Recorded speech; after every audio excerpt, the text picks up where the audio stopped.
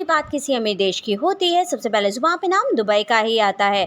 Dubai रेगिस्तान के बीचों बीच बसा एक ऐसा शहर जहां हर कोई जाना चाहता है, कोई बिजनेस करने, घूमने या फिर नौकरी करने। दुनिया के सबसे बड़े एयरपोर्ट टर्मिनल से लेकर एक परफ्यूम बॉटल पर सबसे ज्यादा डायमंड का रिकॉर्ड भी दुबई के पास है।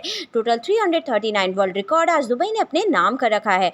गोल्ड ऑफ सिटी के नाम से मशहूर दुबई, जहाँ आज से 30 से 35 साल पहले केवल रेत ही रेत हुआ करती थी, वो देश आज इमारतों, होटलों और टूरिज्म के मामले में टॉप पर आता है। दुबई के पास आज दुनिया का सबसे बड़ा सोने का मार्केट है।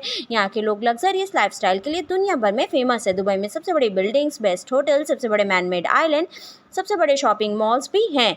यहाँ की लग्जरियस लाइफस्टाइल को देखकर ज़्यादातर लोगों को ये गलतफहमी हो जाती है कि खाड़ी के दूसरे देशों की तरह ही दुबई भी तेल बेचकर आज जितना अमीर हो पाया है, लेकिन आंकड़ों पर यदि नज़र डालें तो पता चलता है कि तेल दुबई के जीडीपी में सिर्फ 1% का ही कंट्रीब्यूशन करता है। ऐसे में सोचने वाली बात यह है कि दुबई, जो आज से लगभग 50 साल पहले एक माइग्रेंट ट्राइबल लोगों का नेशन हुआ करता था, वो आज वर्ल्ड रिचेस्ट कंट्री की लिस्ट में आखिर कैसे शामिल हो पाया। हेलो एवरीवन, मैं आखिर अग्रवाल आज आपके सामने एक नया वीडियो लेकर उपस्थित हूं। अपने आज के वीडियो में मैं बात करूंगी दुबई की और साथ ही बताऊंगी कि रेत का शहर दुबई आखिर आज इतना अमीर कैसे हो गया। तो चलिए बिना देर के वीडियो को शुरू करते हैं और जानते हैं इस बारे में डिटेल में। अगर आज की बात करें तो इस समय दुबई दुनिया के दूसरे सबसे महंगे शहरों में गिना जाता है। सबसे ऊंची इमारतें, सबसे बड़ा शॉपिंग मॉल, सबसे बड़ा अम्यूजमेंट पार्क और दुनिया का एकमात्र 7 स्टार होटल, ये सभी चीज़ें दुबई को दुनिया के दूसरे शहरों से अलग बनाती हैं। आपको ये जानकर हैरानी होगी कि जिस आलीशान दुबई को आज हम देखते हैं, वहाँ आज से 50 साल पहले रेत के अलावा और कुछ भी नहीं हुआ करता था।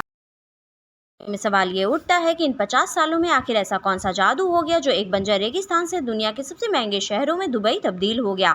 अगर इस सवाल का सीधा सा जवाब ढूंढे तो दुबई की इस तरक्की का श्रेय यहाँ के उन दूरदर्शी शासकों को दिया जाता है जो यहाँ के रूलर रहे हैं। इसको और बारीकी से समझने के लिए हमें सबसे पहले दुबई के इतिहास के बारे में जानना होगा। अगर बात करें दुबई के इतिहास की तो साल 1770 से लेकर 1930 तक दुबई समेत पूरे दक्षिण पूर्वी अरब में मोती उद्योग ही वहाँ की आय का मुख्य स्रोत हुआ करता था। उस समय इन देशों को ब्रिटिश गवर्नमेंट के द्वारा ट्रूसियल स्टेट का नाम दिया जाता था। ये लोग फारस के खाड़ी में गोता लगाकर पानी से मोती निकालते और फिर उसका व्यापार करते थे। इन लोगों के व्यापार का मुख्य स्रोत मोती ही हुआ करता था। 1930 के बाद अरब के इस मोती उद्योग में भारी गिरावट आनी शुरू हो गई। दुबई के पड़ोसी देश अबू धाबी में 1930 से ही तेल का कारोबार शुरू हो गया, जबकि दुबई में ऐसा कुछ भी नहीं था। एक तरफ वहां मोती उद्योग घट रहा था, वहीं दूसरी तरफ काफी कोशिशों के बाद भी दुबई तेल खोजने में असमर्थ था। अगर बात दुबई की इकॉनमी की करें तो उस समय तक दुबई की कमाई का सबसे बड़ा स्रोत अरब की खाड़ी पर मौजूद जिबेल अली नाम के एक बंदरगाह को माना जाता है। शुरुआत में ये जगह मछुआरों का एक मामूली सा इलाका हुआ करती थी, लेकिन 20वीं सदी की शुरुआत में इसको एक बंदरगाह बना दिया गया था।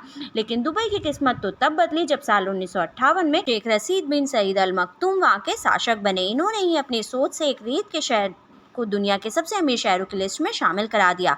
शेख रशीद बिन सईद अल मखदूम बहुत ही आगे की सोच रखते थे और इनकी इसी सोच ने आज दुबई को इस मुकाम तक पहुंचा दिया। दरअसल शेख मोहम्मद ने दुबई को सबसे पहले टैक्स फ्री बनाया ताकि दुनिया भर के इन्वेस्टर को वो दुबई में इन्वेस्ट करने के लिए आकर्षित कर सकें। फिर दुबई में टूरिज्म को बढ़ावा देने के लिए उन्होंने यहाँ टॉप लेवल की चीज़ें बनवाई, चाहे वो दुनिया का सबसे बड़ा शॉपिंग मॉल हो या फिर दुनिया का इकलौता 7 स्टार होटल बुर्ज अल अरब, ये सभी दुबई में ही है। इसके अलावा दुनिया का सबसे बड़ा एक्वेरियम पार्क भी दुबई में ही है।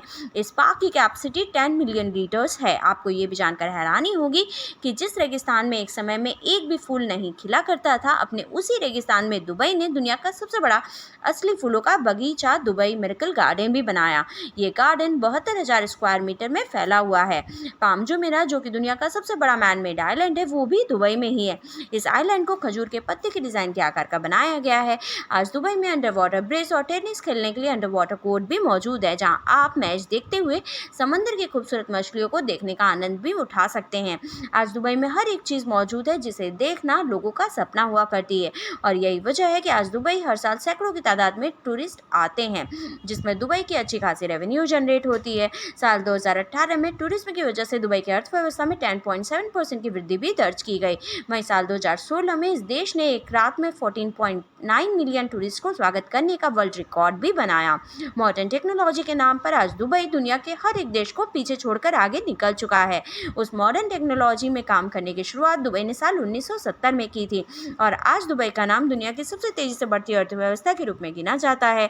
शेख मोहम्मद ने अपने प्रयासों से दुबई को फाइनेंशियल हब बना दिया है, जिससे कि आज दुनिया भर के बिजनेस पर्सन दुबई में इन्वेस्ट और बिजनेस करना चाहते हैं।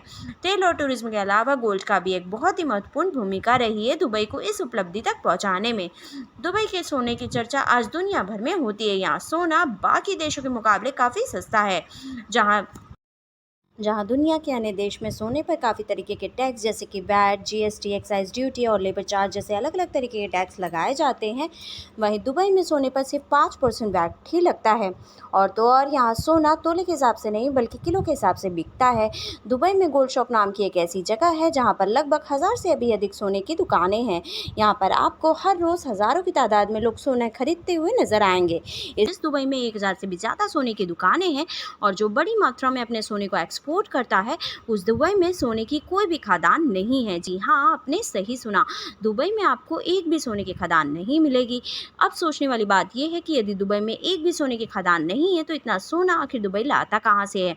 तो आपको बता दें कि दरअसल दुबई सोने का इंपोर्ट करता है। साउथ अफ्रीका से ये बड़ी मात्रा में अपने कच्चा सोना लाता है और फिर उस कच्चे सोने पर कारीगरी करके उसे एक से बढ़कर एक खूबसूरत ज्वेलरी तैयार करता है। आपको बता दें, यहाँ से तैयार होने वाली ज्वेलरी इतनी खूबसूरत होती है कि इसे खरीदने यहाँ दुनिया के कोने कोने से लोग आते हैं।